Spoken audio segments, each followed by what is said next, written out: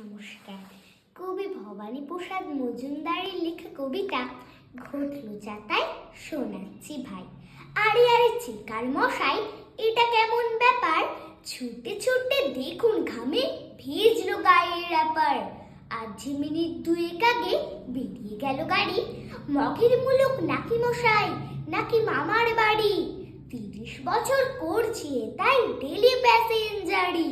কোনোদিনও হয়নি এমন বিশ্রী কেলেঙ্কারি। 6টার গাড়ি 9টাতে যায় কিংবা 9:30। 9টার আগেই বেরিয়ে গেল কেমন করে হয়? ছি ছি মশাই, মাইনের দিন অফিস হলো কামাই, তার উপরে ঘরে হাজির 3 মেয়ে আর জামাই। দেখুন যে সারা শরীর কাঁপছে আমার রাগে, 7 জন্মেও শুনিনি যে ট্রেন চলে যায় আগে। চেকার মশাই বলল হেসে, টিকিট গুনে হাতে, এই গাড়িটা আজকের নয় গতকালের হাতে।